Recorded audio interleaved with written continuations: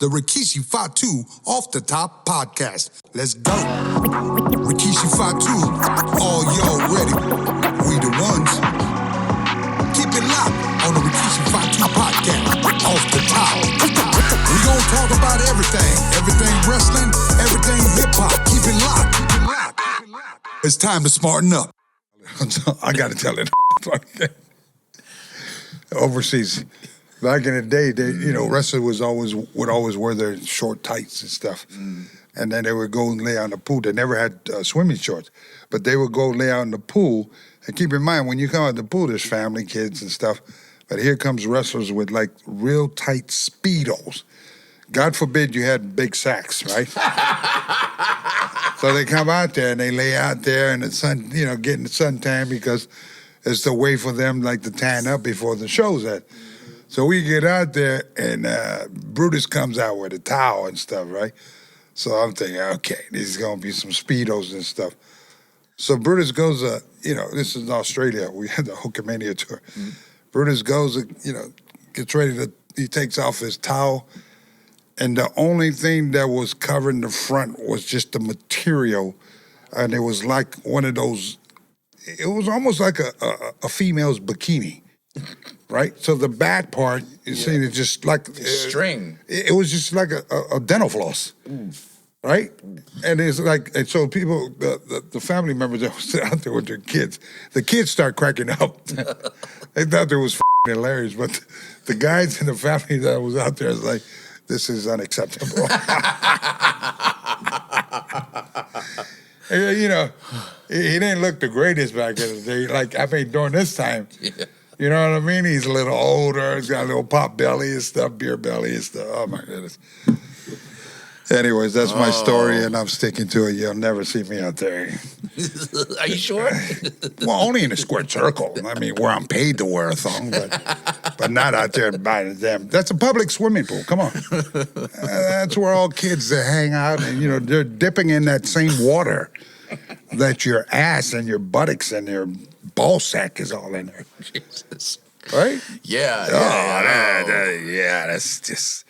That's horrible. That's horrible. And it's a horrible. That's coming from a man that wears a thong out there. There it is. Well, at least I'm not dipping in the water, and fans are dipping in the same water.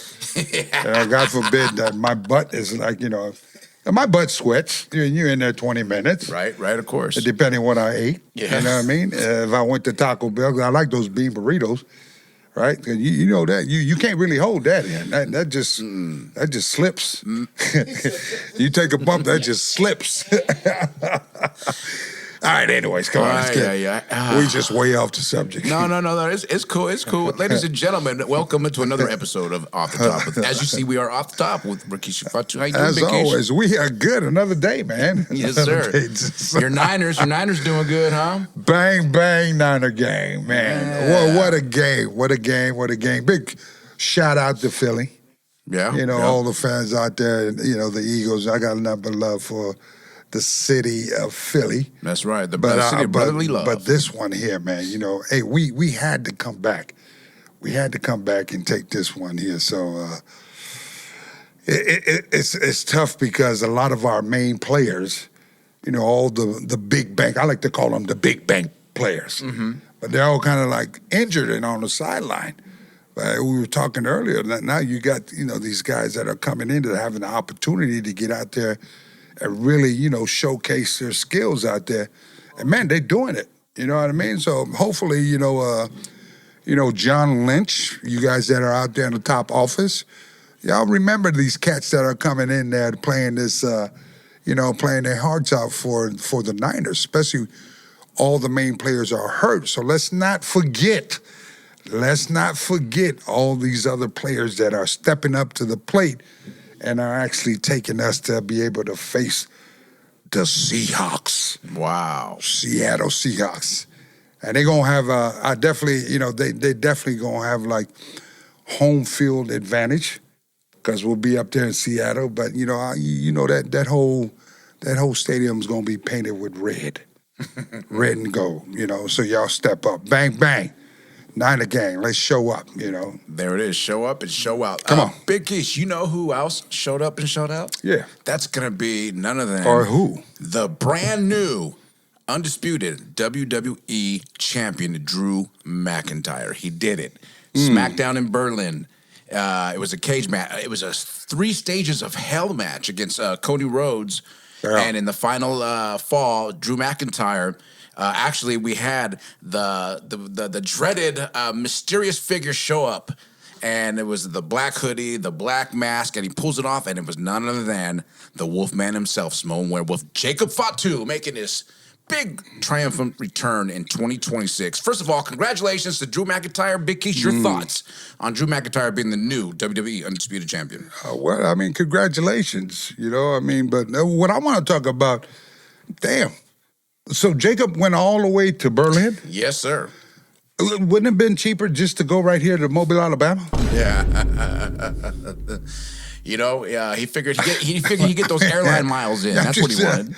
I mean, those airline miles. Yeah, I mean, God forbid we say anything about expenses and stuff. You know what I mean? Like, I mean, Mobile, Alabama's right here. Like, I mean, dude, there is cameras and stuff. We could have filmed it, blah, blah, blah, but... Yeah. So, well, hey. Jacob is back. Yes, he is. You know, welcome back, Jacob. And how do you think he looked? He looks fantastic. He looked great. He looked great. I mean, you know, he just looked refreshed, like, you know, a little bit of time off and just, you know, being hungry to be able to, you know, come back to the life of what he does, right? What he's called out to do. And this is probably the best shape I've ever seen Jacob look like. Yes, like, sir. Yes, sir. Kind of remind me back in the day in Sun Valley. Yep, absolutely. When you guys first started back in the day. Remember? Yeah. We were all lighter back then. He was just young, green. Yeah. You know what I mean? Well, I think you guys were lighter then because there was no payoff and you guys were starving. It was like real indie wrestlers. You know what I mean? I hadn't met Stella yet. Stella, the beer. That's what happened with me. But Stella the beer. Yes, sir. You just talked to Jamie. Yeah, right. Just talk to Jamie and El Jefe. That's a great combination, by the way, ladies and gentlemen. If you pick up what Big Keish is laying down. So your thoughts really... what were your thoughts really on the way he debuted with the hoodie? Because actually, they've been kind of doing that same debut over and over and over. Do you think it was a good, strong debut for Jacob Fatu to come back? It wasn't my favorite. Okay. Because been there, done that. Yep. I mean, how many hooded people gonna come through? Austin Theory just did it. Becky You know what I Lynch mean? just did it. And then now here comes Jacob. I mean, does it take that much to be creative to, like, you know, I don't know, just have them make an appearance with a hoodie. Black hoodie. Make them all black hoodies. Come through and just whatever, you know? Yeah. I like it back in the day. Remember back in the day, they would just come run down the aisles, slide in, and just wow. What's the big secret? Like, why does everybody got to wear a hoodie? I don't know. Maybe it's a new thing or, you know what I mean? Like, you really don't need to cover up a Samoan. Just let a Samoan be a Samoan, you know what I mean? And there's a lot of people who are like, that's Jacob Fatu. They knew that was Jacob Fatu. Yeah. They knew right away. You could tell right away. Yeah, who knows, Jake? But hey, you know, after seeing a few hooded run-ins, it kind of like you know, just not creative. I don't think. Yeah. That was SmackDown, and you know what? His actions did cause Cody Rhodes to lose that undisputed championship. So my other question to you right now, Big Keish, is what's next for Cody Rhodes, you think? Because a lot of people are saying, man, it's time. It's time now for that heel turn a lot of people are talking about. What do you think's next for Cody Rhodes? Yeah, I think Cody's babyface has probably run its course. I feel like it's probably a good time for business-wise and for the brand of Cody Rhodes to kind of, you know, maybe take a ride on the wild side. Right? And then, you know, we'll see where we go from there. You know, he's a great worker. He knows how to turn it on when he needs to turn it on. So, but again, it's just, you know, hopefully they're able to put something together that the fans that are really interested in makes them excited to be able to tune in onto the next episode, and we'll see from there. I don't know, Jacob. We brought Jacob in. They brought Jacob in to, obviously to be a heel, like a monster heel, and the fans just slowly kind of switched Jacob to like this mega top babyface. So I don't know. Maybe it's time for those two, swap roles, maybe, or who knows. So, it's the beginning of 2026. It's January. The Royal Rumble is around the corner. We have no idea, what's going to play out in Royal Rumble. Yes, sir. So, once we see that, it can almost let you know what the plans are going to be for a certain talent moving into WrestleMania 42 in Las Vegas. Yes, sir. Right? Last week we were speaking of, you mentioned Trick Williams. Yeah. And in Berlin on SmackDown, Trick Williams actually interrupted the Viper RKO, Randy Orton himself. Very disrespectful. Yeah, absolutely, 100%. And as they're facing off, you want to talk about disrespect, because check this out. As they're facing off, Trick Williams smacks the microphone out of his hand, and that microphone lands and hits a fan in the face or wherever it hit the fan, and then you see the footage of Trick Williams thinking about losing his job in 1 second. You can see it in his face, and then he turns to Randy and he's like, "Oh, this is on. Did you see this clip? No, I didn't. But aye. Of course, you would catch all that. Oh, of course, By you explaining that to, I can already feel that. Like, first of all, am I going to get a lawsuit? Yeah, that's what his face. Damn it! Like. What timing! I just got here, and then given an opportunity to be able to work with Randy in 1 second, all that can change. But mistakes happen. Obviously, the fans and the office know that it wasn't, intentional. Yes, sir. He got there.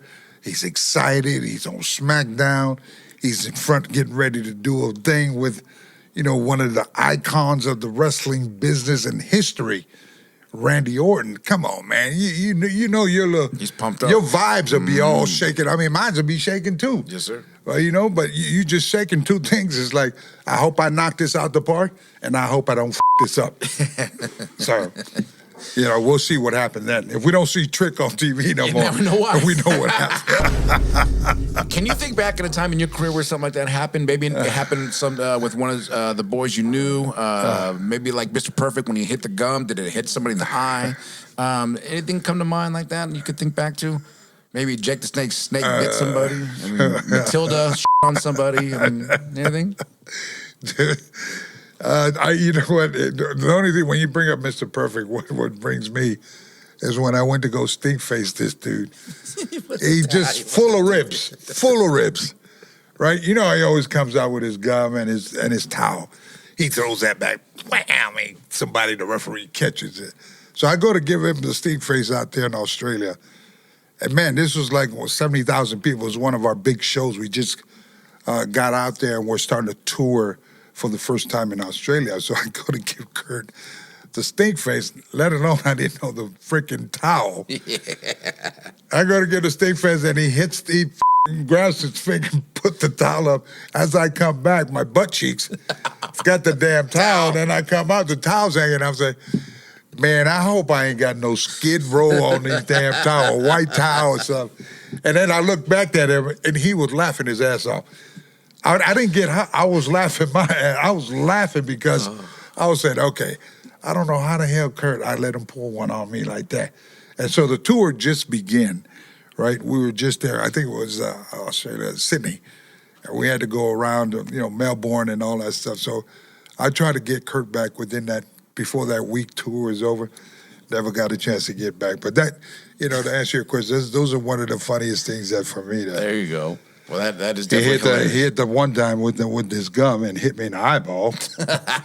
It's like, You know, he's Mr. Perfect, right? Of course. Sometimes you wonder if is he that accurate with stuff like that, you know?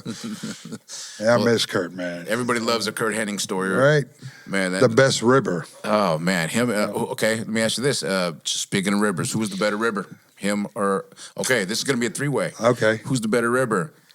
Kurt Hennig, Mr. Fuji, or Owen Hart? Ooh. Mm-hmm. Who wins? Who takes it all? Man, that's a WWE elite group of Hall of Fame ribbers.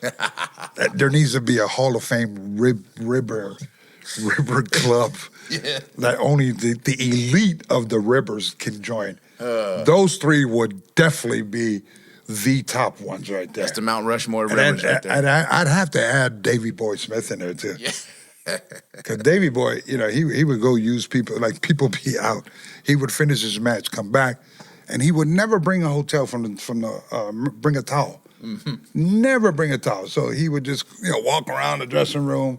Say, oh, there's my towel. So he would take the guy's towel that's in the ring. He would use the towel, fold it back up, and put it in the guy's. By the time the guy come back, it got to a point everybody knew when they reached in their bag and it was wet, they knew Davy Boy did it. Was X-Pac much of a ribber? Because I know he shaved Michael Hayes' eyebrows on the plane ride from hell, but he wasn't much of a ribber. He wasn't. He was just kind of getting back at him, I think, from what I've heard. He was like a receipt ribber. Right, correct. If you mess with him, then he'd get a receipt. Correct. He was that type of, but he wasn't like the hardcore ribber like Owen. Mm-hmm. Owen would smile in your face and just really just convince you that he didn't do it. Yeah. But you knew he did it. But he looked so honest and stuff like that. You know, he played that very well. But Fuji would just smile in your face and just, you know, he won't get you now, but the rib can probably come a year later. Can I ask you something, Big Keish, about foods? Is it true about him and the cooking the dog? Absolutely. Oh my God. Absolutely. And he fed it it to my uncles were there. Some of the OGs back in the day. I think it was a Big John Studd. These are all guys that old school cats that were there. Jimmy Snooker was there. But he gave the Polynesian boys the heads up. Of course, when the food came, it was Fuji's German Shepherd. Oh, what? So the lessons learned is you never want to rib Uncle Fuji. PETA, this is never. stories that from the 80s. This is not current. This has happened a long time ago, PETA. Oh, yeah, this long time. Long time ago. Before there were rules. Jeez Louise, that is brutal. But then I've heard the story where guys used to eat, like, I mean, damn it. I mean, they should be happy. That was like, at least you got some good meat. Right? I mean, back in the day, it was like when you walk into Denny's, guys would take crackers. You know those soup crackers? Yeah. They take crackers. They take peanut butters, those little peanut butters and jam. Because you wasn't making that much money. So you would leave out of there. You would afford your meal, but I would come, and I'm good, Joey. I'm all right. But as soon as you walk away or something, I'm grabbing the crackers and stuff, and we would put it in a Ziploc bag, and that's what you would eat, man. Wow. Back in the day. I believe that. Yeah, it was rough, man. So Okay. That's why if you ever make it to the WWE catering, eat all you can.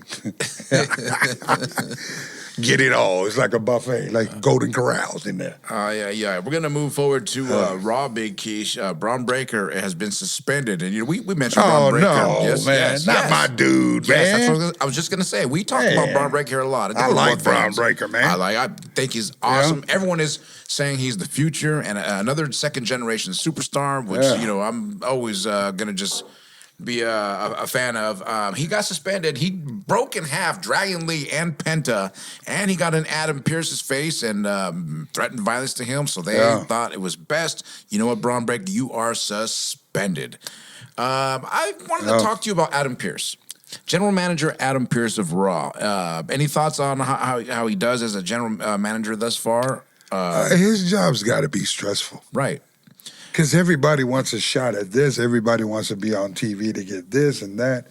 You can imagine. I wouldn't want to be in his position, But I think Adam Pearce does the best he can. Absolutely. You know what I mean? Tries to make things happen accordingly.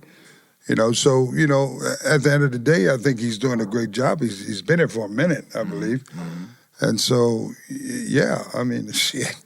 I look forward for because Adam he used to be a wrestler. Yes, sir. Right, so he can still throw down. He looks like he's still in good shape. Right.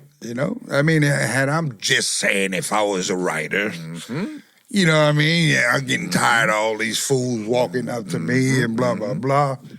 And then you know what? We just gonna settle it the right way. That's right.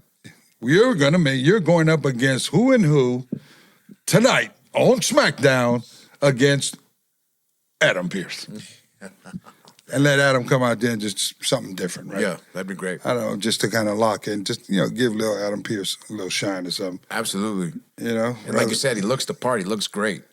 Well, yeah, he's Adam Pearce. He's the man. He makes all the matches happen. So how come he can't make his own match happen? That's right. And kind of hoping back that they do bring that. They make that happen.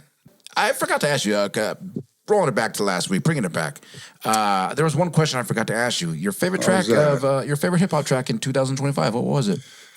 Every time I turn on Instagram to post up something, Cardi B come out with a new song. You know what I mean? Yeah. And I only bring up Cardi all the time because it's Cardi B. I know why you bring her up. You know what I mean? Yeah. And that's Cardi B. I'd have to say Cardi B. Speaking of music, people have been asking about your music. Any updates on some new music? Well, Frankie B, what is it? We working on a few, new tracks and so forth. Okay. We had a talk that this year, 2026, we really, really gonna take our time. Hopefully to put it out by December, have our album, done by then. So we kind of trying to find out the right niche for Kishi. Mm-hmm. You know what I mean? I pitched a few things about some love songs, and I'm like a Barry White type of dude. Yes, you are. I just feel like I don't know. You see Keith Sweat still out there doing it. Mm. Those type of vibes. You hear the R&B with that bass, and it's that type of music that it makes your head bob, but there's just that feeling behind it. Mm. You know what I mean? So I don't know. We gonna collab together with the producer, Frankie B and my host Michael, and we gonna see where we go from there. So there it is, fans. There it is. You can expect new music from Big Keish in 2026. By 2026, There it is. But we gonna take our time. Last year, we were spitting them out left and right, boy. Man. You know what I mean? It was fun, while we were doing it. And that kind of helped me build my confidence because I never, thought that I had a voice for music, until I really got to listen to it by the time, Frank done mixed everything up for me and got a chance to listen to it. It kind of gave me confidence that, I was able to kind of do something like this. So, yeah, we'll see. Awesome. The route we're going to go for 2026, just stand by because we're going to come. Yes, sir. Coming strong. In some breaking news in 2026, your sons, Jay and Jimmy Uso, they just booked a cooking show, a culinary show on the Fanatics show, which I'm not too familiar about. But congrats to them. Any thoughts on that news right there? Well, hell, now you're going to find out where all these Samoans and all my Polynesian people, Tongan, Fijian, you name it, the whole South Pacific. Yeah, they're going to find out that we mix mayo with everything. Yeah. Everything. Now you're going to get the ingredients of how they do it. That's great. You know what I mean? That's great to be able to, showcase, their cooking skills and so forth. Might not be the healthiest thing, but hopefully they keep it authentic. Yes, sir. Meaning that it's just some foods that we make might not be for you. It might not be for you, but, it's like we given the platform to be able to showcase our culture's delicacy. What are some of these dishes? What we like. Well, they got like chop suey, is what we call sapa suey. They got like it's a raw fish, like sushi type of vibe, sashimi, but we call it oka, as you mix that up and you like coconut, milk, a little bit of salt, a little bit of maybe some hot sauce and so forth, and then you have something that we call palusami. Palusami is like taro leaves with coconut milk. Ooh. This is all authentic, good stuff. You got your greens, the taro leaf. Then you got your coconut milk, and then you can add corned beef in there, or you can add brisket in there, or you can add lamb in there, and then fold it up. And then, a lot of rice, a lot of taro, a lot of green bananas. We got a lot of grapefruit. See, all these, the delicacy that we eat and what we cook is what we raise from the land. You know what I mean? You get all your seafood, obviously, from the ocean. But a lot of our hogs, the pork, the chicken, they're all homegrown, right? So we raised all those. So we know what's going into their bodies, right? And then you have the taros, the bananas, and all that stuff. We get them from our crops. So it's all healthy, high cholesterol, and just we got the best of both worlds. We got the meat and we got the seafood. We got the ocean. You know what I mean? And then the juice. What we have for liquids is coconut water. As we're surrounded by so much palm trees and stuff, and so you're able to get up there. You get the coconut. You can wait till it turns brown, or you wait until it's when it's green, not fully brown yet. That right there, we call it a new. New, when you cut that open, man, on a nice, and you cut that open, you put it on inside a cooler of ice. You go to drink that bad boy, man. It's the best damn coconut water you ever had. So good luck to the Usos cooking show. If you were producing the show, Big Keish, what would you name this Uso cooking show? Oh my goodness. Time to eat. Keep it simple. Yeah, yes, sir. I was thinking something along the lines of Uso Hungry. Uso. Okay. Yeah, boy, wow. Uso Hungry. I guess I'll never own a business. Jesus. Get it? Uso. Yeah. No, all right. There you go. All right, Big Keish. Oh, my goodness. Do you have any appearances coming up right now that the fans should know about? Yeah, this weekend coming up, which will be January the 24th, I will be up there in Turlock, California for the first time. Me and Tamiko will be out there for the CVC show. Promoter Eric Shaw, runs a very good event up there, a card show up there. And then that morning, we'll actually be coming down, and that's where we'll be together. UI and Tamiko will be at the Pasadena Comic-Con. So, yeah, that'll be on the 25th, which will be on a Sunday. And let me see, January the 30th, I head to Birmingham, Alabama. So everybody out there, I haven't been out there in a minute. I'll be out there for the Worlds of Wheels. They have all these it's an auto car show. They're one of the, the baddest cars that are out there, show cars out there. And then the following day, which will be Sunday, January the 31st, I'll be flying up to Chicago, doing the event up there, signing, and then come back home. There it is, ladies and gentlemen. All those dates and cities he just announced. If you're in the area, tap in. LA, come out, say what's up. Pasadena, January 25th. Come say what's up. Get yourself a signed Funko Pop, all kinds of cool merchandise here with Big Keish. Big Keish, we're going to let you go. Do you got any final words? You can go on to my website. Before you rake my eyes. Gangrel, he's raking my eyes again. Sorry, Vicky. It's the For information on all that, in case you forgot, just go to my website. It is www.rikishifatu.com. That's your one-stop shop. All right? And so, again, it's free to be kind. I want to thank you, everybody, for tuning in. And always smarten up. We'll see you next time. Peace. All right, that was fun. Oh, so hungry. That's